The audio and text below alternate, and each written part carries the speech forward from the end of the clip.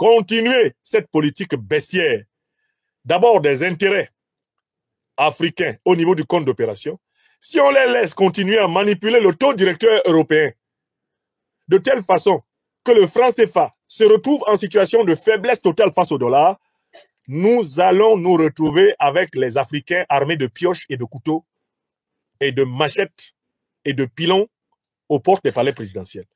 C'est pour cela que Paul Biya est sorti. La seule chose qui bouge Paul Biya, c'est la peur de perdre le pouvoir.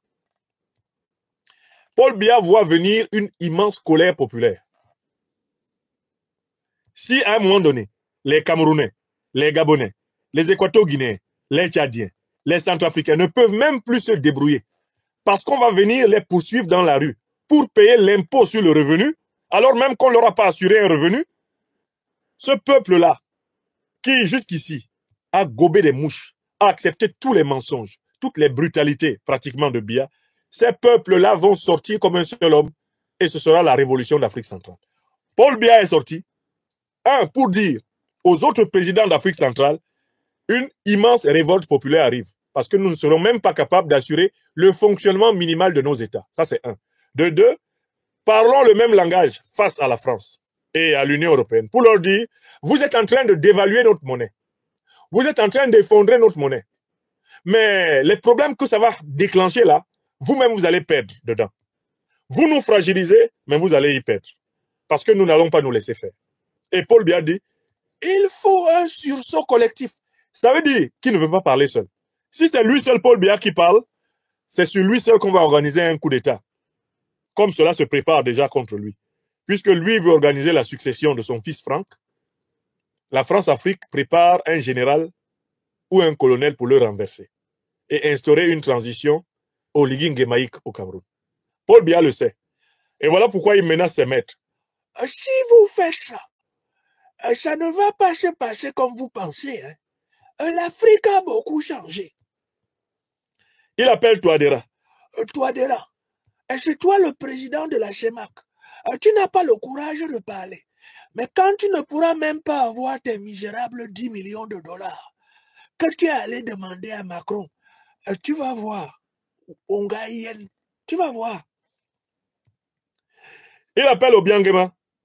Obiang, si cette fois-ci, on n'a pas le courage de leur dire, arrêtez de nous dévaluer en douce. Vous allez provoquer des révoltes, des guerres civiles atroces. Si tu n'as pas le courage de ça, ne t'étonne pas que Teodorino ne soit pas le prochain président de Guinée équatoriale. Manga Karoua. Il appelle Oligui. Oligui Nguema, depuis que tu es arrivé à la tête du Gabon, tu n'arrêtes pas de dépenser. Tu ne sais pas que quand tu dépenses, le déficit, là, c'est nous tous qui payons. Oligui, il ne faut pas t'amuser avec moi. Depuis que tu es à Libreville, tu penses qu'on s'improvise économiste comme ça? Tu dois venir me demander. Voilà maintenant que le budget du Gabon dérape. Et on nous dit, oh, vous dépensez trop. On ne peut même plus vous prêter les 180 milliards que vous demandez. Paul Biya les a appelés pour leur parler comme ça. Hein. Que, attention, on va vous chasser tous des palais. Hein. Moi, j'ai déjà fait 42 ans. Même si on me chasse là, j'ai vécu. Mais vous commencez à peine. Déjà, vous n'avez pas compris les gens là. Voilà pourquoi Paul Biya est sorti. Paul Biya n'est pas sorti pour sauver le Cameroun. Il n'est pas sorti pour sauver la CEMAC. Paul Biya est sorti parce que son pouvoir est en danger. Le franc CFA, on ne te l'échange plus en France. C'est normal ça? Mais c'est pas normal. C'est une monnaie française. C'est nous qui la fabriquons en France. Alors pourquoi quand tu arrives d'Afrique, admettons t'as 1000 € en franc CFA ou 2000 €, ils veulent pas te les échanger? Attendez, y a pas un problème quelque part? Alors on leur impose une monnaie. On oblige à la fabriquer en France, cette monnaie. On les interdit de fabriquer leur propre monnaie. Ils ont demandé depuis tant d'années qu'ils puissent fabriquer leurs propres billets. Parce qu'en fait, ils ont demandé de fabriquer leurs billets. Parce qu'en fait, on leur pique 50% d'économie. Donc eux, là-bas, le crédit, mes amis, c'est pas comme en France à 1%. Le crédit, c'est à 10% si tu veux emprunter de l'argent. Quand t'arrives à en emprunter. Mais vous imaginez, 10%, t'arrives jamais à rembourser. On est en train de les escroquer. Ils arrivent d'Afrique. T'arrives avec ton franc CFA. Écoutez-moi, je l'ai vu de mes yeux vus. C'est une vérité. Tu viens au trésor public en France, on te change pas ton franc CFA. Ils en veulent pas. Ils en veulent pas alors que c'est nous, c'est notre monnaie française pour eux. Ils devraient pouvoir les changer. Attendez, c'est français le franc CFA. Mais non, il vaut plus rien. Pourtant, c'est la continuité de l'euro. C'est, je veux dire, voilà quoi. On oublie seulement une chose, c'est qu'une grande partie de l'argent qui est dans notre porte-monnaie vient précisément de l'exploitation, depuis des siècles, de l'Afrique. Pas uniquement, mais beaucoup viennent de l'exploitation de l'Afrique. Alors, il faut avoir un petit peu de bon sens, je ne dis pas de générosité, de bon sens, de justice, pour rendre aux Africains, je dirais, ce qu'on leur a pris, d'autant que c'est nécessaire si l'on veut éviter les pires convulsions ou difficultés avec les conséquences politiques que ça comporte dans le proche avenir.